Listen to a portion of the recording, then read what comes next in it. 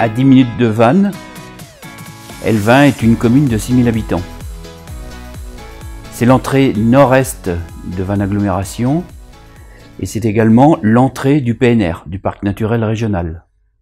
Situé en seconde couronne, le long de la 4 voies RN 166, Elvin s'impose comme un pôle d'appui important à la ville-centre. Elvin est toujours marqué par une identité agricole forte. Plus de 80 exploitations jalonnent le territoire de la commune.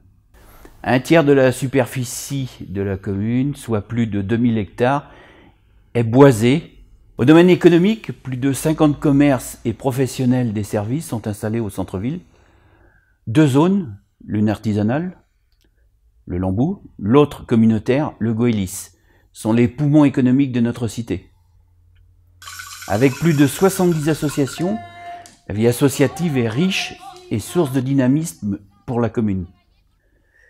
Tous les jours, ce sont 1300 écoliers et ou collégiens qui fréquentent les établissements scolaires évinois, un collège privé, une école primaire privée et une école primaire publique, auxquels s'ajouteront les 600 élèves du collège public à la rentrée 2017. Malgré un budget contraint, Elvin se transforme grâce à des actions simples et peu coûteuses, telles le fleurissement qui égaye les espaces publics et qui a été couronné cette année par le premier prix départemental des villes et villages fleuris.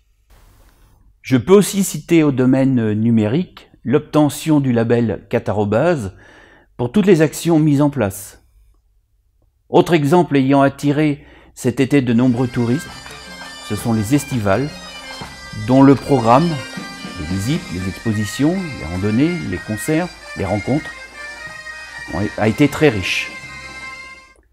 Riches ont été également le 17e salon du roman populaire et le marché de Noël de l'école Saint-Joseph. 2017 verra l'ouverture du collège public avec ses 600 élèves.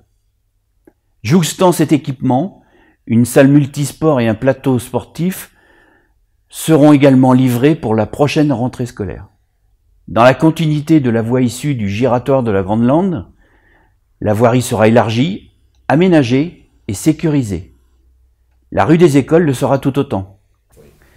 Au centre-ville, ZAC du Centre, la supérette 8 à 8 sera transférée dans son espace réservé du bâtiment Espacil.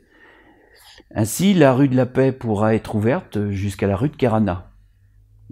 Ainsi aménagée, elle servira au stationnement des bus pour l'arrivée et le départ des collégiens du collège Sainte-Marie. Toujours dans la ZAC Centre, à l'arrière du presbytère, sera construit un espace-jeu pour la jeunesse d'Elvin. Nous allons mettre à l'étude la construction d'un agrandissement de l'école Descartes. Nous y associerons la construction d'un ALSH. Nous lancerons la réhabilitation des réseaux eau usée et eau potable de l'avenue de l'Argouette, puis nous entamerons les effacements de réseaux EDF, éclairage et télécom. Au point I du Guéot, le bâtiment des sanitaires sera remplacé. Bien entendu, nous allons poursuivre nos efforts de fleurissement de notre cité. Un parking RIS, relais information service, sera aménagé par l'agglomération. Dans un autre domaine, mais très important pour la commune, ce sera la construction de la nouvelle agglomération, sa nouvelle organisation. Je souhaite bien sûr que la fusion entre les 3 intercommunalités se passe le mieux possible.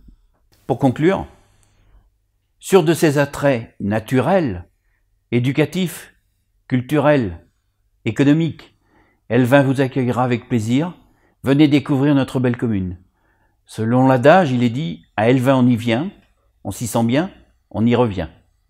Enfin, je vous souhaite à tous une très belle année 2017. Une année de paix tout d'abord, de bonheur, de joie, de fraternité et pour terminer, une très bonne santé à tous.